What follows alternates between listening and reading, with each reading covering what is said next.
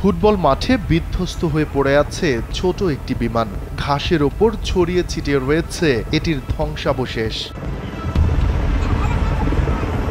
জানা যায় বিমানটির বৃদ্ধ পাইলট জরুরি অবতরণের সময় ধাক্কা দেন মধ্যবয়স্ক এক নারী পথচারীকে। পরে দুজনকেই হাসপাতালে ভর্তি করা হয়।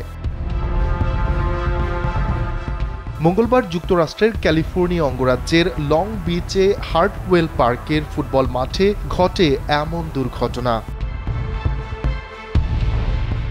ভিডিওতে দেখা যায় অঙ্গরাজ্যটির ফায়ার ডিপার্টমেন্টের কর্মীরা দুর্ঘটনাস্থল ঘিরে রেখে কাজ করছেন। ঘাসের ওপর ছড়িয়ে ছিটিয়ে রয়েছে ভাঙা বিমানের অংশবিশেষ।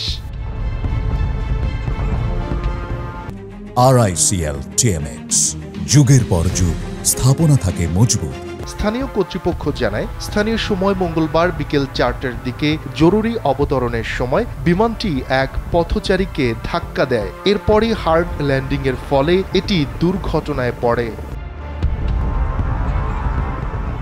জানা গেছে বিমানটির বৃদ্ধ পাইলট ও 40-এর কোঠার এক নারী এতে আহত হয়েছেন। উদ্ধারকর্মীরা দ্রুত তাদের হাসপাতালে নিয়ে যান। সর্বশেষ তথ্য অনুযায়ী দুজনের অবস্থাই স্থিতিশীল রয়েছে। আর লং বিচের মেয়র রেক্স রিচার্ডসন নিশ্চিত করেছেন দুর্ঘটনায় কেউই নিহত হননি।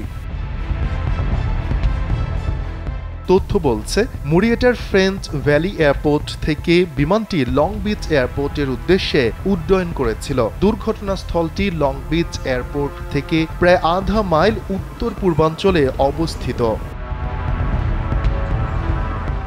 স্থানীয় গণমাধ্যম জানিয়েছে, দুর্ঘটনার কারণ অনুসন্ধানে এখন তদন্ত চলছে। শফিকুল ইসলাম শান্ত, NPB।